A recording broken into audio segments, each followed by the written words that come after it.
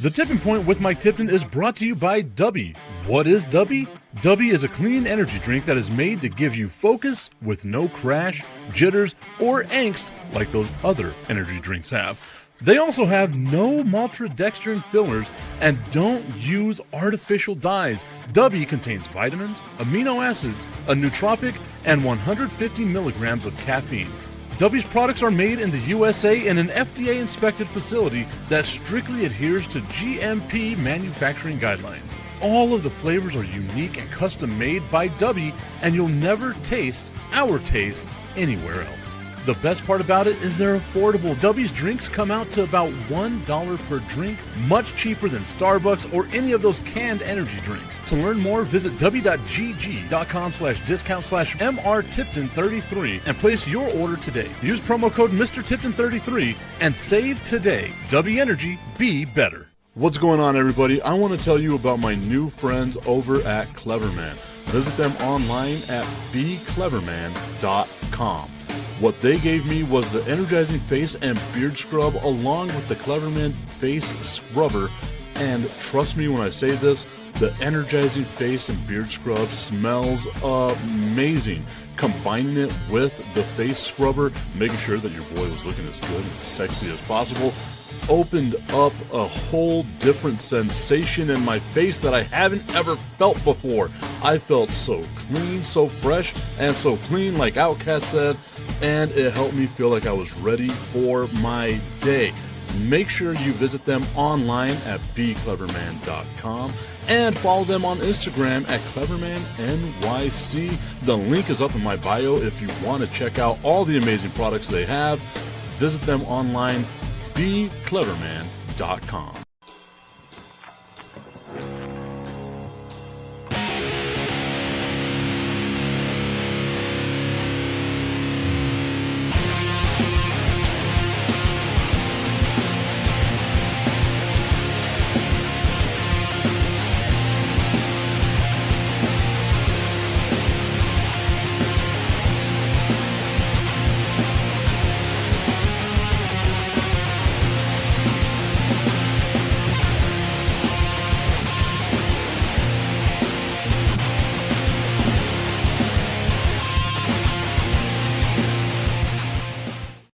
What's going on, everybody? It is the Tipping Point with Mike Tipton, hanging out with you here on a Tuesday following a fantastic weekend of football. We had Monday Night Football.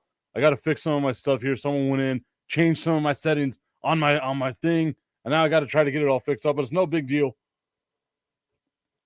Woosah. That's all we can do. Woosah. We'll be all right. Nonetheless, we are here on the Tipping Point with Mike Tipton. Remember, we are brought to you by our friends over at Crushed Peanuts. Visit them online, crushedpeanuts.com. It is a product that's here in El Paso, locally made in the El Paso Juarez area, and a phenomenal product. You want to talk about the way to start your day, 9 grams of protein. It is the best way to start your day. Crush your workout, crush your day with Crushed Peanuts. Visit them online. Learn more at crushedpeanuts.com. Man, yesterday's Monday Night Football game was a fun game. It genuinely was. And you talk about riding the roller coaster. I'm sitting here talking to a group of my friends, doing all the stuff that I got to do, having me a good old time. And I'm watching I'm watching the Bears, and I'm watching the Vikings, and I was impressed by both teams. You talk about the tale of two halves, right? Like the Bears in the first half looked like they were going to run away with this game. Caleb Williams was hitting on all cylinders. The Vikings, J.J. McCarthy, couldn't hit anybody to save his life. Everything was severely underthrown. And I'm sitting here thinking to myself, like, man, it's going to be one of those games. I will admit it. Me and my friends were talking. We're starting to write off J.J. McCarthy like maybe this dude isn't that good at all. And then the fourth quarter happens, and J.J. McCarthy just starts playing out of his damn mind. If I'm a Bears fan, I'm a little sad, but you know what? I saw this team do pretty well. Caleb Williams, 210 yards passing, 1 touchdown. J.J. McCarthy, 143 yards passing, 2 touchdowns. It was a running type game. Jordan Mason, 15 carries for 68 yards. Aaron Jones, not really getting the not really getting the carry that you want from Aaron Jones. 8 rushes for 23 yards. He did have 3 receptions for 44 yards and a tutty. Justin Jefferson got himself a tutty as well. I was excited about my fantasy football team. I was in the weird purgatory of having Aaron Jones on one team and needing him to give me a hell of a game in order for me to win, and then needing Aaron Jones to just suck on another team so that I can win. It was a weird place to be, but one of the cool, I guess, fun parts about fantasy football, right? But if you watch that game yesterday, like I'm trying to figure out what everyone's takeaway from these games were, because I felt like it was riding the roller coaster, man. Like I'm like, man, Caleb could be good, and then out of nowhere, Caleb starts, Calebing. I think, damn, how do I say this without sounding like an ass? He does the sidearm thing where he's trying to do the Mahomes thing a bit too much. And sometimes it works, and like a lot of the times, that's whenever the ball would sail on him, is dropping that elbow and trying to do the sidearm thing that Mahomes does. You're not Patrick Mahomes. Like you can't get that stuff done, man. Like you got to be able to play the game the way that's going to help your team win, and I don't think that's the way of making it happen. It was interesting, though, to see that Chicago really wasn't able to establish the run. Like they had 119 total yards running the ball. Minnesota had 120 yards running the ball. But I was like, Caleb Williams got some long runs there with like pressure and stuff just breaking down, open, leaving wide open lanes and stuff. It's not like they were running the ball down your throat the way that we saw the Jets doing it. DeAndre Swift didn't really look that effective. 17 carries for 53 yards. That's basically 3 yards, a little over 3 yards a carry. Like that's not what you want if you're the Chicago Bears. But again, it was a fun game. It really was. Like, again, riding the roller coaster, going through the ups and downs of all the stuff that I was watching with that game with J.J. McCarthy, thinking to myself at the very beginning, because every single pass J.J. McCarthy was throwing at the beginning was severely underthrown. Like, they don't even get points on the board, I don't believe, in the first half if it wasn't for a severely underthrown ball to Aaron Jones that winds up being called a pass interference. And I know some people are going to be like, Tip, well, a lot of the times that's what they do. The quarterback will throw a severely underthrown ball to get the pass interference call called. Every single pass that J.J. McCarthy was throwing in the beginning of the game, whether it was to Justin Jefferson, all of them just like down into the ground. I don't know if that was like adrenaline or what the hell was going on, but it just felt like everything. I want to say even going through the third quarter, maybe, everything just felt like it was being short-armed and not able to really get you what you want to see out of your quarterback, especially if it's your rookie quarterback. And at the beginning of the game, you're kind of thinking to yourself, like, damn, the Vikings might have made a mistake here. Like it did not look good. It just definitely didn't look good. And then you go into the second half, it starts looking better. And then the fourth quarter, J.J. McCarthy became a completely different dude and winds up winning his very first game as a comeback victory in the NFL, which was like, that was super fun to see. But, man, that had to be stressful. Absolutely stressful. Sorry, y'all, got a text message. And that's never a good thing this early in the morning. We know what that could possibly mean. Oh, well, we'll continue on. Until someone tells me I got to go, we continue on. We fight through. We keep doing all the things that we got to do. And then on the flip side of that, you have Caleb Williams, who, like I said at the beginning of the game, looked like he was doing a great job. Like you saw the growth there. He was making plays. He was making throws. He wasn't taking sacks. He was escaping. Like one of my friends said, that he's doing everything to get sacked. It's just the Vikings can't do it. But I think a lot of it was just the elusiveness that Caleb Williams was presenting, right? Like he was nimble enough to like move, and then he kept his head up and was able to throw some passes the way that you want to see your quarterback throwing these passes. And then the wheels just fell off somehow in the second half. Like it didn't really feel like he had it all there. Trill saying, I sucked at fantasy football, lost 2 of my 3, which if I was a baseball player, I'd be hitting 330. You'd be a Hall of Famer. If that was, you know, what you wanted it to be, you would be a Hall of Famer.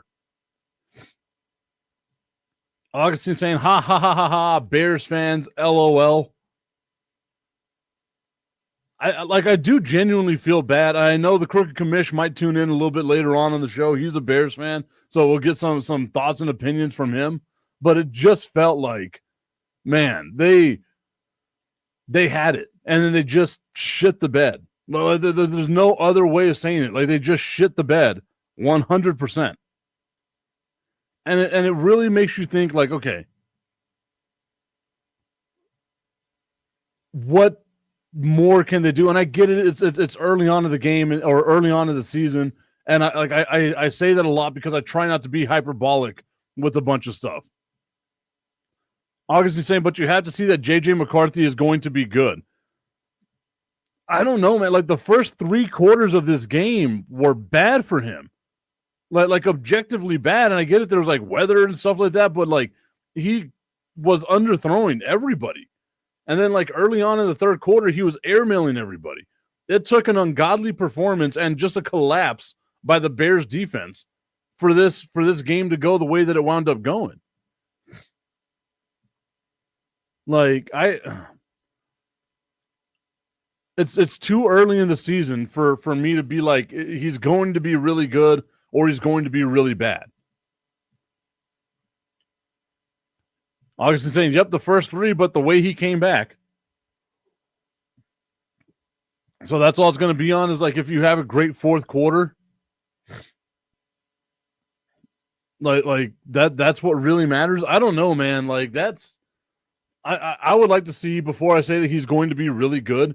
I think he has the tools to be really good. Also, he looks super young. Like they showed a video like a still of him on the with his helmet on the field, and it looked like a small child being out there. And I was like, oh my God, like you got to remember how young some of these guys are when they come into the NFL. Like he looked like a baby out there. It was insane to me. I was like, I can't believe that this small child is getting hit and thrown around. Augustine saying, hey, Dak has great 3 first quarters and then sucks in the fourth. LOL. I don't know if that's objectively true or not, but I'll let it slide.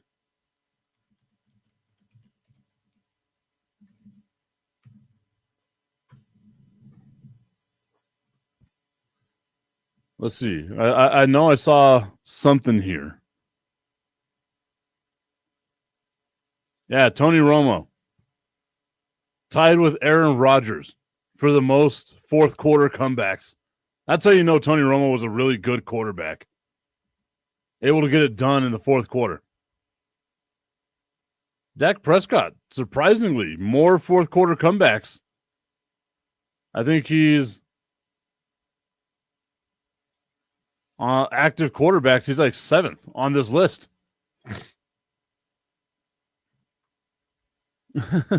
Augustine saying you saw something. Is that Ghost coming back? No. I got text messages is what's happening right here. And whenever I get these text messages early in the morning, it's normally not a good thing. Beastrill saying to be expected with a quarterback starting out for his first game, but he was calm out there. Augustine thinks JJ McCarthy is going to be the next coming of TB12. Augustine saying, yes, Romo is a first ballot Hall of Famer. If that was the case, he'd already be in the Hall of Fame. Also, the NBA had, I want to say it was this weekend that they had their NBA Hall of Fame, right? Was it this weekend or last weekend? It was this weekend. You talk about a terrible time for the NBA to have their Hall of Fame induction ceremony. Like it feels like it was a terrible timing, right? Like you're going head to head with college football and the NFL. No one's going to care about the NBA Hall of Fame right now.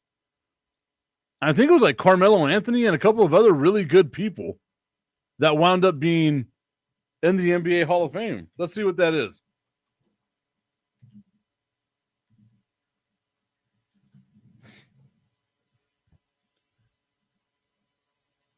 Yeah. Carmelo Anthony, Dwight Howard, Sue Bird, Maya Moore, Billy Donovan, Sylvia Fowles, Danny Crawford. Like the 2008 U.S. Olympics men's team. Like you had some players here get inducted into the NBA Hall of Fame. I don't think anybody knows or anybody cares. And it's because you decided to do that with the kickoff of the NFL season and the second week of college football. That was terrible timing by the NBA. They keep fucking up. Sorry, they keep messing up. Strill saying, yeah, it was this last weekend. Bad timing by the NBA. Augustine saying, none is TB12. No one will ever be TB12. The greatest of all time. You got to have just a weird competitive thing that I don't think they do right now. Like, obviously, there's going to be someone that comes out that's going to be super competitive like that. Just a sociopath when it comes to being competitive. Maybe it's JJ McCarthy. Maybe JJ McCarthy fooled us all and was like, yeah, I want you guys to think that I suck for the first 3 quarters of the game. And then I'm going to come out here and just absolutely dominate. Because JJ McCarthy in that fourth quarter looked unstoppable. So I wanted to ask, and it's always funny asking this question out into the void. What was your biggest surprise of the weekend? Was it the way that Aaron Rodgers played? Was it the way the Jets played? I mean, going to the same game right there. Both teams were super exciting to watch. That was a fun game. Was it J.J. McCarthy? Was it how bad the Miami Dolphins are? Was it how good the Packers seem on defense right now? Because, Micah Parsons out there, doing everything that he can.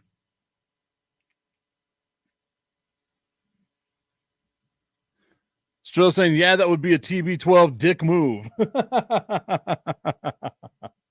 Tom Brady's still on the man crush list, still in the top 5 of the man crush list. I'll publish the man crush list one of these days.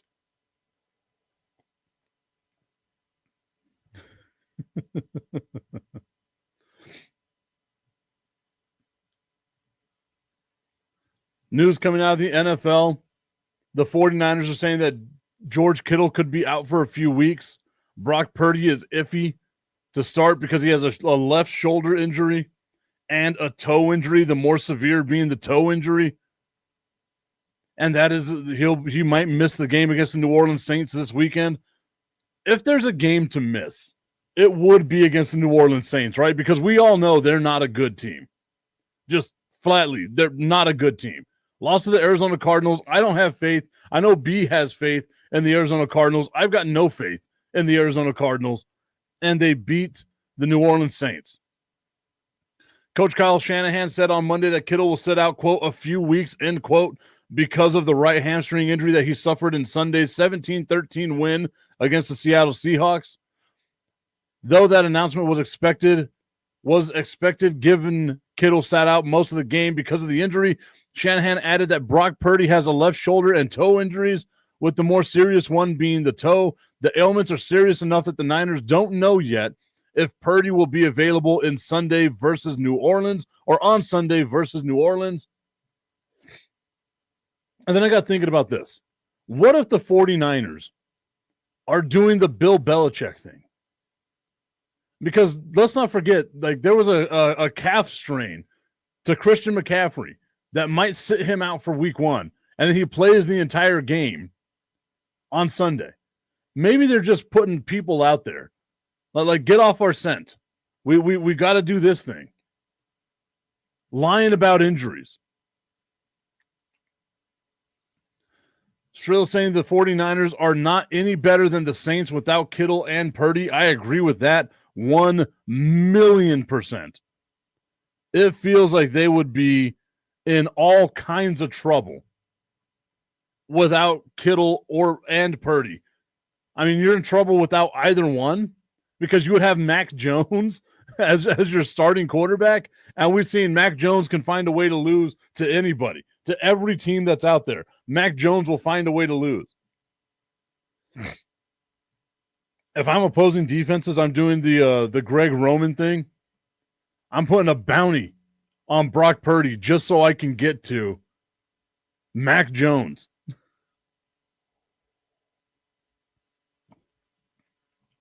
Who? Mac Jones. Who? I was actually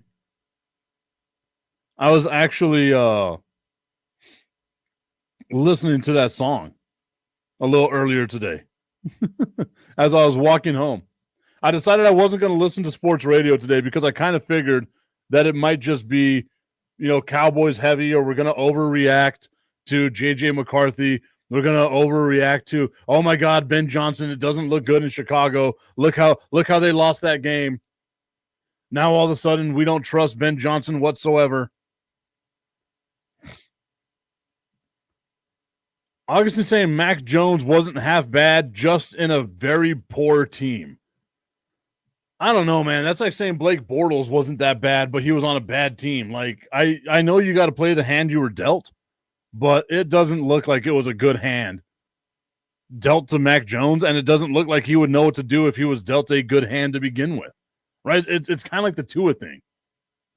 Like you can show flashes. Tua has shown flashes before in the past, right? Like I'm one of these people, like I like Tua because I love me a left-handed quarterback, but I don't think that he's in a great situation, and I don't think that he's going to be very good.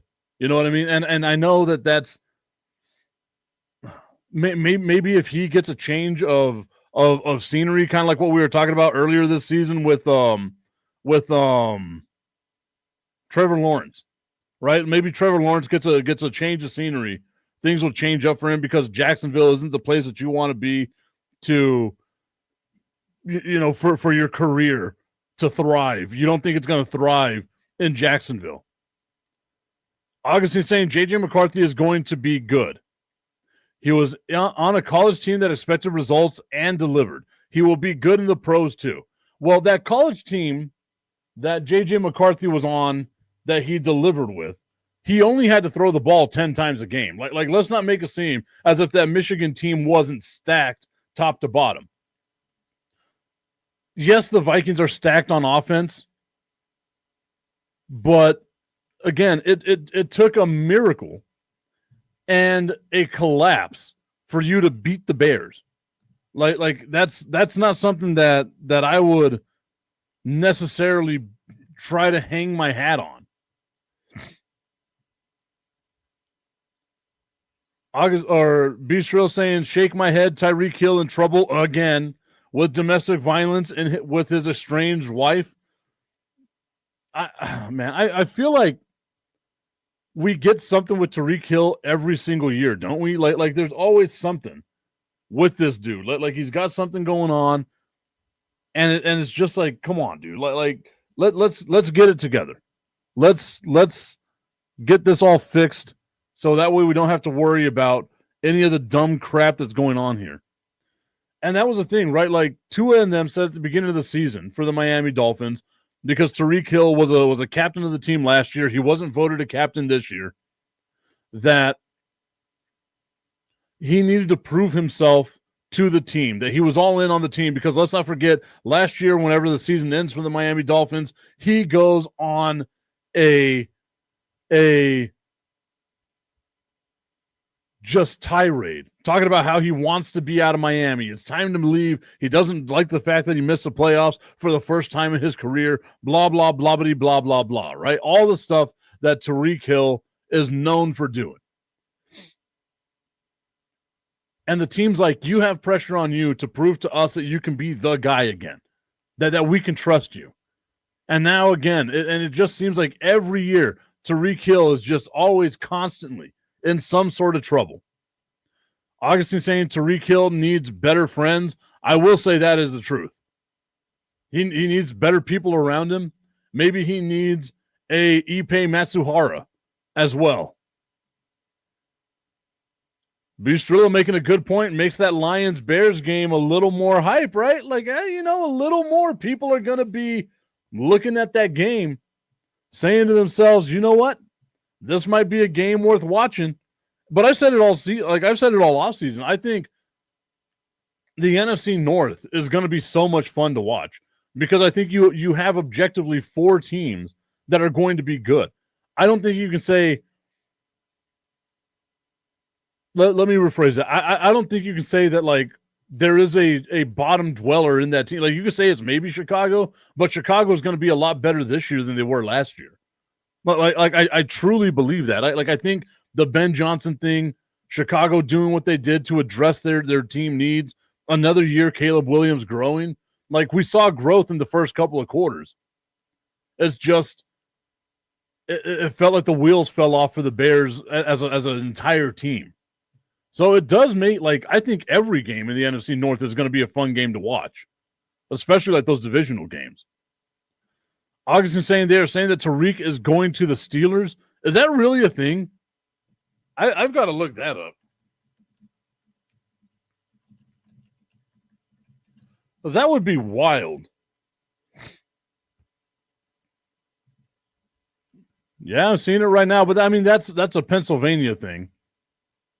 That would be wild. Could you imagine how upset Miami Dolphins fans would be that they trade Jonnu Smith, Jalen Ramsey, and Tyreek Hill to the Pittsburgh Steelers, and that team's more than likely going to make the playoffs, whenever you probably could have just signed Aaron Rodgers in free agency, if, like, that's what you think the difference was, signed Aaron Rodgers in free agency, told Tua bye-bye because you don't want to worry about his brain becoming mush. And, like, that could have been your team. Like, this is, if the Steelers find a way to pull this off, one, that would be a sign that they're going all in. And it would make me have more faith in what Aaron Rodgers would be able to pull off with this team. I'm seeing that's on Sports Illustrated. I'm seeing a couple of things here that the Steelers are eyeing a blockbuster trade with Tyreek Hill. So Augustine actually giving me something here that is legit. It's not that I doubted you. It's just that I remember hearing it a few months back and thinking to myself, that would be wild. Again, you think of the characters that are on that team. Now you add DK Metcalf and Tyreek Hill on the same roster, would be insane amount of talent, but also super volatile, along with Aaron Rodgers. Oh, Vistrilla hitting me with one of my songs. Look at all these rumors surrounding me every day. I just need some time to get away. I'm sorry. I'll try not to sing. I'll try not to sing as much as I can. I saw Augustine put it in the comments. It's not time yet, Augustine. We have to wait. We got to wait. We got to get the all clear from Tommy that the kids are out of the car, or we wait for 30 minutes on the dot. That's the way it's got to be from now on. We're respecting Tommy and his family and all the things that come around with it. But it would be like if, and again, it's a big caveat, if the Pittsburgh Steelers were to get Tyreek Hill, I think that changes the balance of power, right? Like I had mentioned yesterday that it feels like they could already be the second best team in that division because the way Cincinnati struggled with Cleveland shows you that there's some problems there, right? Like that defense is going to be bad. Tyreek Hill DK Metcalf and Aaron Rodgers would be just the tip of a nightmare. I just want to put the tip in. It's time for Just a Tip. That would make me uncomfortable. Promise that it ain't too much, but just enough. Just a tip. Just a tip. Just the tip. Just the tip. It's time for Just the Tip.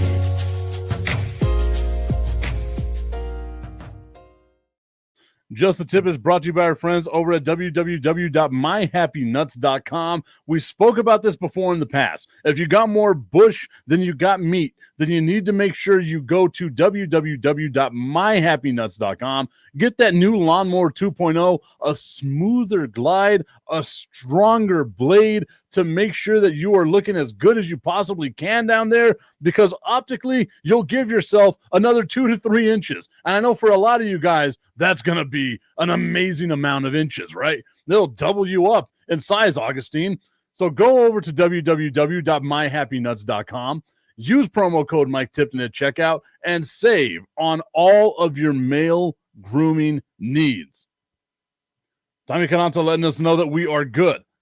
That's the reason why we can have the more, I guess, we'll call it PG-13. I haven't gone rated R just yet. B. Strilla getting the jokes, laughing at it. Augustine saying to himself, I'm groomed. I'm out of all the I am glad that you are groomed, Augustine. But you can do better. www.myhappynuts.com.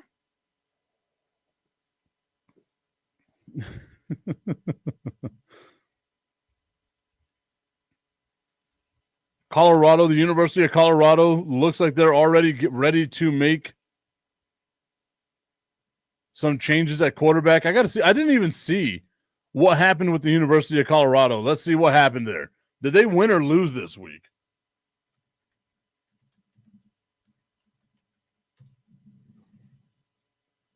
I mean, they won. Augustine saying mis nueces felices. He does have the happiest nuts, but they could be happier. Just keep going over. The Steelers are signing safety Jabril Peppers. It's amazing. Amazing what 1 week can do, right? And I get it, like the Jets ran over him, so Joey Porter Jr. was out for a little bit. It looked like they were having some issues in the secondary, but what 1 week can give you, that hope that 1 week can give you. Aaron Rodgers gives you a comeback so that you, and his favorite thing we already know, Aaron Rodgers gives you a comeback. You wind up winning the game. You squeak by the Jets. And now all of a sudden there's the Steelers of all teams. Well, we're not used to this with the Pittsburgh Steelers. Are now the team that people are like, oh, there's a possibility here. There's some stuff that they can do here. Now the Steelers are they're eyeing Tyreek Hill. They're signing Jabril Peppers. They're doing all kinds of stuff because they want to be all in. I feel like you could have done that in the offseason. Made all these moves and done all these things that you wanted to. It's like I said, they're an interesting team. They really are to me, because if Aaron Rodgers stays healthy, if they do the things that we kind of expect them to do, they could be the second best team in that division. And if Baltimore continues to lose these weird games where they've got these big leads and stuff, there's a small outside chance that the Pittsburgh Steelers could win the division. And if they get Tyreek Hill, if they have DK Metcalf on the team, they stay healthy with Aaron Rodgers, like Aaron Rodgers doesn't get hurt, that would be a terrifying team to face in the playoffs. I think we were talking about it on Friday, right? Augustine and Strilla and I were talking about it on Friday. You don't want to see the Kansas City Chiefs in the playoffs.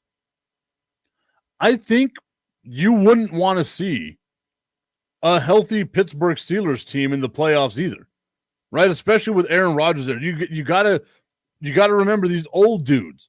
And it feels weird, me, out of all people, giving flowers to Aaron Rodgers. But you've got like these old quarterbacks They go out on their shield, man. And it feels like that's what's more than likely going to happen with Aaron Rodgers, right? Going forward a little bit with Aaron Rodgers. I'm very interested to see what this Pittsburgh Steelers team can be. I had them finishing third in the division. I thought the Bengals were going to be better.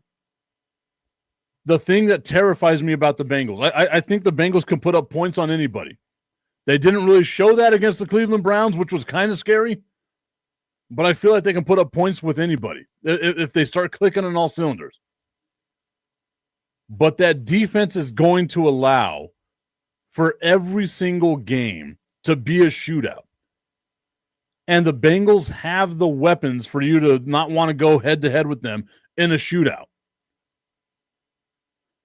Pittsburgh's got a solid defense. I know they didn't look that good against the Jets. 1 game sample size is what we're working on with all this stuff. But you got to assume that they're going to be better, right? Like Cam Hayward and TJ Watt aren't going to get ran over the way that they got ran over by the Jets with Breece Hall and Bilal Allen, right? Like it's not going to happen. Braylon Allen. Why did I call him Bilal? What am I thinking of?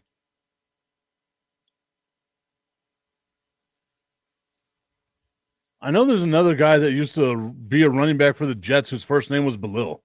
I gotta think of who it is though. Can't remember his name. I can remember his first name, but I can't remember his last name. That's weird. Braylon Allen. That's gonna be bothering me now. I gotta move on. Gotta keep going. Gotta keep going. Okay, so the Pittsburgh Steelers again to me would be a very interesting team to watch. Like I was surprised by them. Again, I don't know if I can say I was disappointed in Miami because I don't think anyone really had expectations that Miami was going to be good, right? Like I don't think anybody had those thoughts. The Buccaneers, I think we were okay. The Bengals, I think we could be a little disappointed by, like squeaking by the Browns, and you would have lost that game if not for the Browns kicker. The Raiders beating the Patriots, again, I think that's an ugly game. The Cardinals beating the Saints, not surprised by any of that. The Commies beating the Giants, not surprised by that. Our Jacksonville Jaguars, roar. Duval.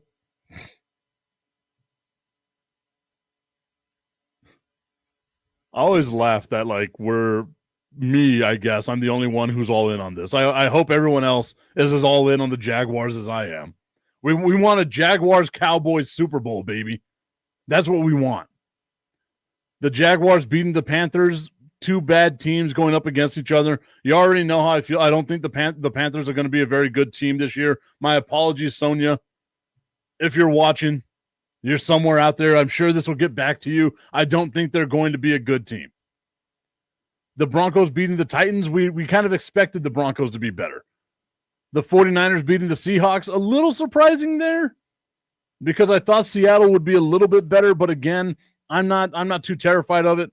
The Lions losing to the Packers, you kind of think to yourself, okay, maybe that was a bit of a surprise, but it also feels like the Lions are probably going to find a way to get it better, right? Like it's just going to happen some way. The Rams beating the Texans. I've already told you all, I think the Texans are taking a big step back. They don't look like the same team.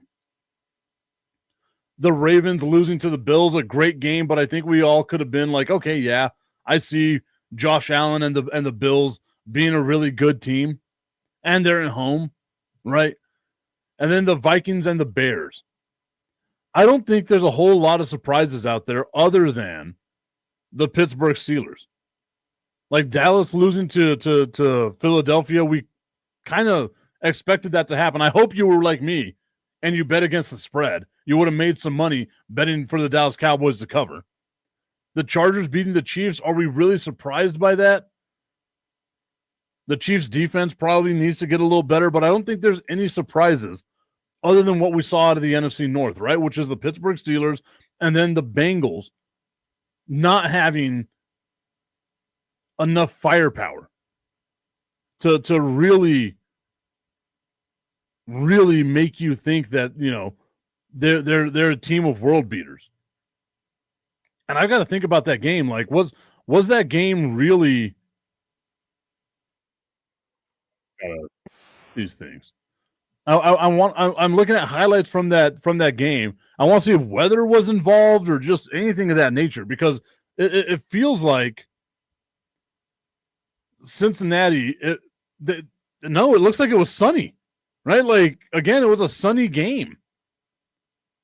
I had to remember that, and that's another thing that I was going to talk about. Augustine saying it's starting to be a great season. It really, like, the NFL. I mean, the majority of these games, like let's go through it. We got 1, 2, 3, 4, 5, 6, 7, 8, 9, 10, 11, 12. 12 out of the 16 games that were played this weekend were one-score games. I mean, that's perfect. Like if you're the NFL, that you could not have asked for a better way for these games to start. You got 12 out of 16 games were one-score games. You're showing, like, that's the thing that keeps people like interested and involved and all kinds of stuff like that.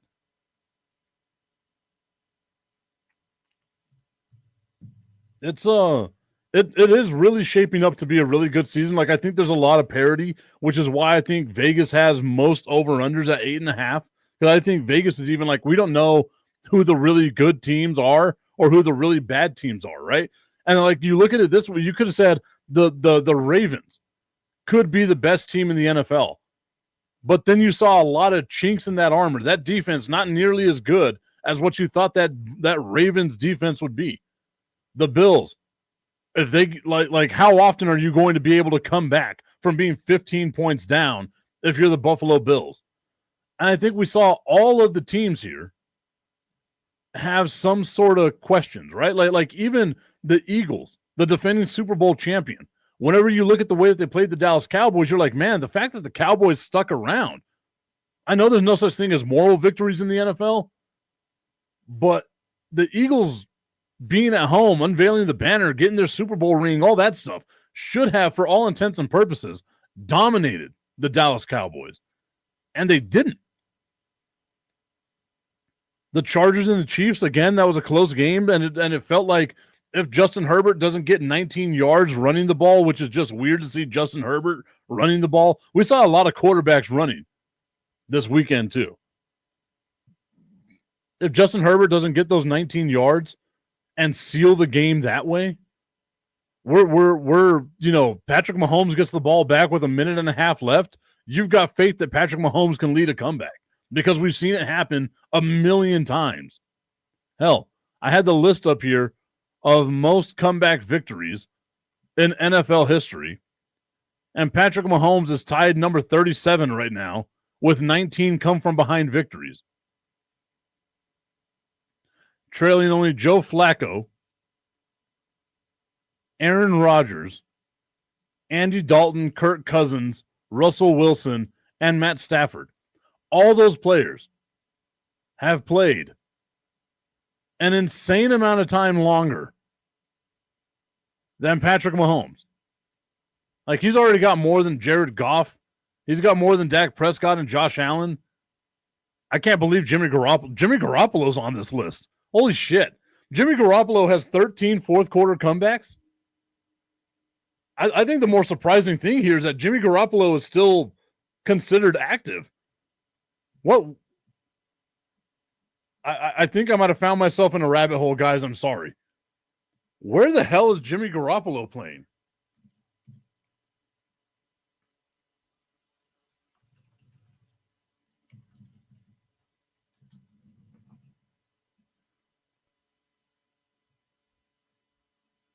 He's a backup on the Rams? Holy shit. I mean, my mind is blown right now that Jimmy G, that handsome man, also on the man crush list, dated a porn star. that man is still in the NFL.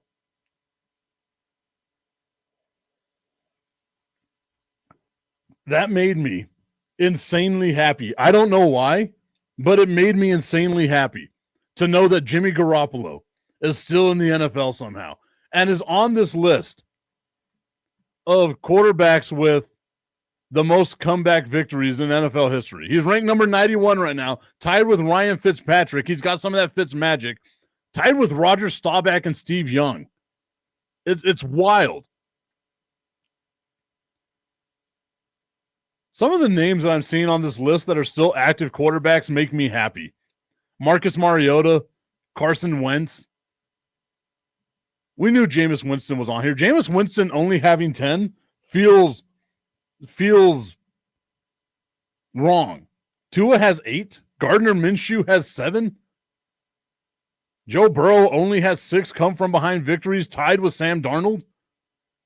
Kenny Pickett also has 6 come from behind victories. Teddy Bridgewater and Jacoby Brissett. Trevor Lawrence only has 5? That's wild. Trevor Lawrence with 5, tied with Brock Osweiler, Trevor Siemian, Tyrod Taylor, Mitchell Trubisky, and Zach Wilson. Jaden Daniels in his rookie season has 4 come from behind victories. He's already on this list. And Jordan Love only has 4 come from behind victories. I love this. I am going to go through this list a little bit. I saw Elvis Gerbach on here. As I was scrolling up and I saw Elvis Gerbach, where did he go? I'm going to have to go. Quincy Carter is on this list. Holy shit. Quincy Carter has 5 come from behind victories in his NFL career. You guys, I am so excited. Anytime that I can like go through just random weird stats, I become a happy guy. Rodney Pete's on this list. Oh man. Stafford is actually towards the top of that list.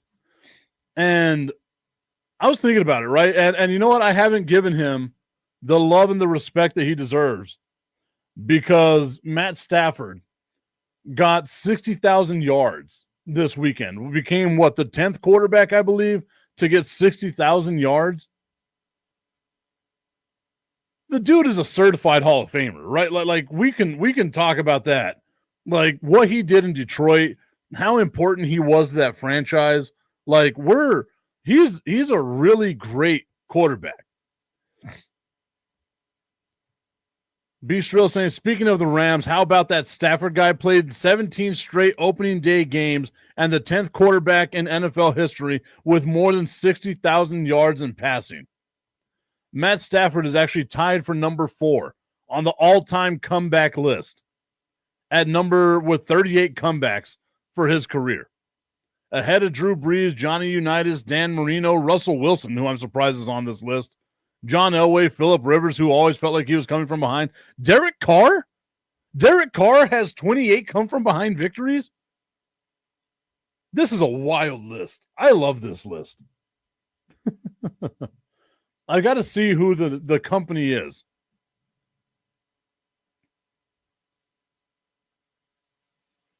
Stafford is overrated, said no one ever. Hall of Famer. Yeah, no, he's definitely a Hall of Famer. I don't think anybody would ever question like where Matthew Stafford is. Our dude, the Crooked Commish, tuning in saying, what's good, Money Mike? What's good with you, Crooked Commish? Hope you are having yourself a great day. Hope that you, again, like your Bears were impressive yesterday. At least I was impressed by the Bears. Other than the fourth quarter collapse on defense and all that, I thought the Bears actually showed up and showed out. Augustine saying the Crooked Commish is here, and how about them choking Bears? LOL. There's a lot of talk from a dude that's a Patriots fan that just lost to the Raiders. The Cowboys lose to the Super Bowl champions. The Lions lose to the Green Bay Packers. The Bears lose to a team that won 14 games last year. At least our teams lost to like teams that were halfway decent. You lost to the Raiders, man.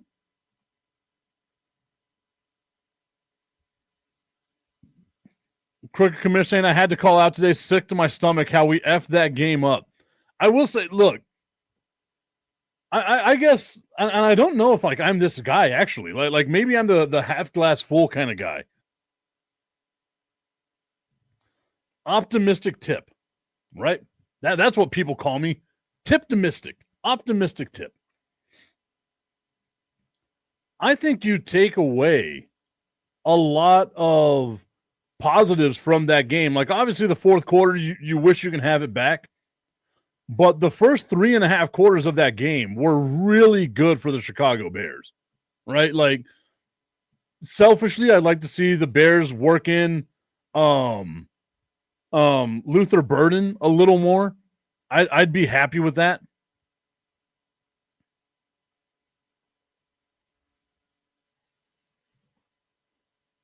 August is saying that's not a nickname I've heard. LOL. Tommy Kanata saying Matt Stafford is 100% a Hall of Famer. Laughing at some stuff. Again, Augustine. Caleb Williams has had some bad habits he needs to work out of his game, holding on to the ball too long still. Did use the tight end enough. And that's what I say. Like, I think they're going to get Loveland and Cole Kmet. Like, I want to see the Chicago Bears out there with a 2 tight end set. And I like, obviously it takes my Luther Burden hopes and dreams out, but you get the 2 tight end set. You have DJ Moore, Roma Dunze. And I think like that would be a great set right there. Augustine saying if Matt Stafford was a quarterback at Dallas, imagine that. He'd have 1 less Super Bowl than he already has. And you know me, I love me some Matt Stafford, but I don't think he would have. I don't think like Dallas is just cursed. He wouldn't have won no damn Super Bowl with the Dallas Cowboys. As much as I would love to say that Matt Stafford would have won a Super Bowl with the Dallas Cowboys, there is no way. No way it would have happened.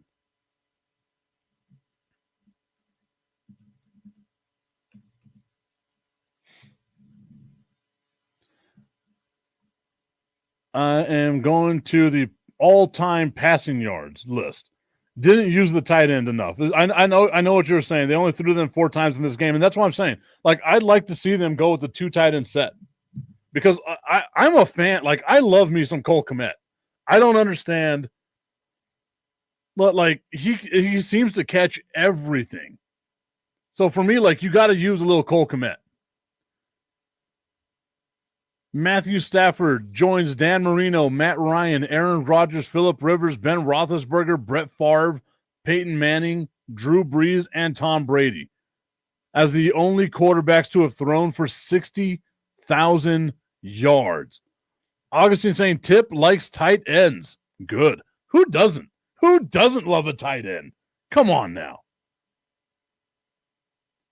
Holy shit, Vinny Testaverde had 46,000 passing yards? This is going to be another list that I just wind up getting lost in. The Crooked Commissioner saying, how did your fantasy team do? I'm going to Cardinals versus Panthers game next week. Son is a Cardinals fan, plus his high school band is playing there. That is awesome. I went 2-2 in fantasy. Yeah. I only have 4 fantasy teams, right? Yeah, that's all I got. I went 2-2. One of my fantasy teams, I don't know what they did, but I have Josh Allen, Justin Jefferson, and Derrick Henry on that one team. And then in a new dynasty league that I just started this year, I was able to get Ashton Genty, Saquon Barkley, Derrick Henry.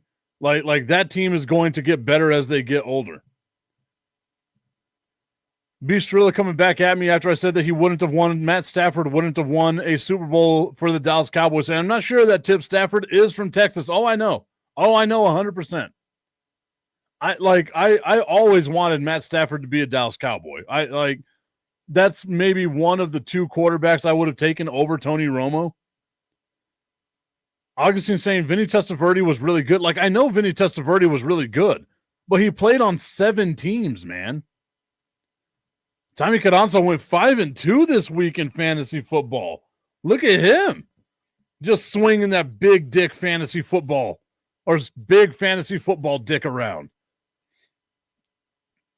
Making the rest of us feel like we're small, tiny men. Thanks, Tommy.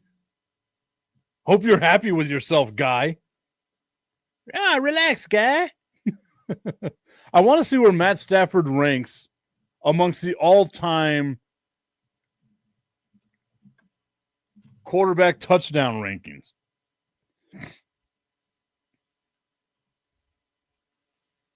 Be Shrill saying, my cousin Vinny. What did I do with my cousin? Oh, Vinny Testaverde. Is that what we're talking about?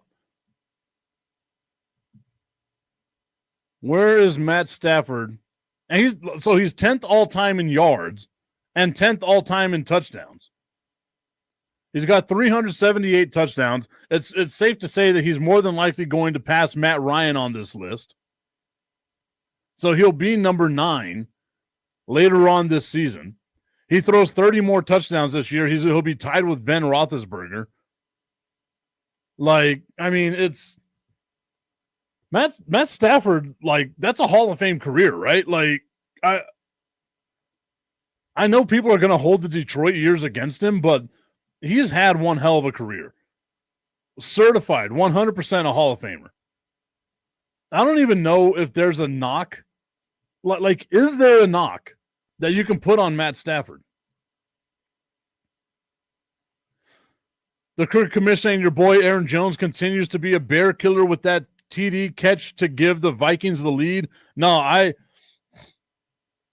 agree with you. Aaron Jones is good, especially whenever he plays the Cowboys. That's why I hope the Vikings don't play the Cowboys in the playoffs this year. There was a link, or someone went on Wikipedia and changed the Dallas Cowboys AT&T Stadium to where it said owner Aaron Jones because of how well he just beats the dog shit out of the Dallas Cowboys. Man, that was fun. That Bears game was fun. Like the NFL weekend, all weekend was a fun ass weekend. I'm so glad. Like, we are back. We are back. Beast Real saying, I remember when folks laughed at me whenever I said that Stafford would be a top 10 quarterback. That is wild.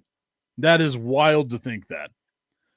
The Cricket Commission saying, is Aaron Jones the best player to come out of UTEP? As far as football goes, I know Don Maynard won a Super Bowl back in 1969 with the Jets, I want to say. But the fact that you got to go that far back, I mean, maybe Brian Young, but I think Aaron Jones, like, has to be, without a shadow of a doubt, the greatest player NFL-wise to come out of UTEP. As far as, like, all sports combined, it's got to wind up being Tim Hardaway, just because his resume at the end of the day, I didn't think Tim Hardaway was a Hall of Famer, but he's in the Hall of Fame. So it's got to be Tim Hardaway as the greatest athlete to come out of the University of Texas at El Paso. Antonio Davis is on that list as well. Thomas Howard was an amazing linebacker. He was an amazing human being, too. He really was. He really was a life cut too short, Thomas Howard. He was such a good dude.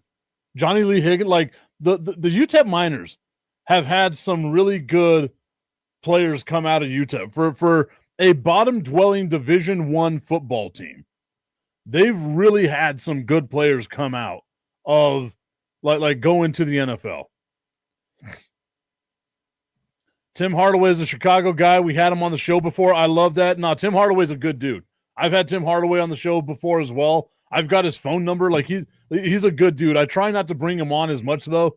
Like, I want to do more, but he and I got into an argument whenever I said that he wasn't a Hall of Famer.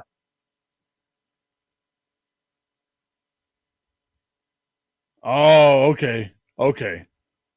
Bistril saying that the Steelers picking up Jabril Peppers makes a lot more sense to Son Elliott is going to miss some time with an MCL sprain. Tommy Carranza reminded me about Tony Tolbert. UTEP. Shout out to UTEP. We were able to come up with a decent-sized list of players that came from UTEP. That's great. Look at us. UTEP moving on up. All right, everybody, I want to thank you so much for tuning into today's show. We will see you tomorrow. More talk on a Wednesday.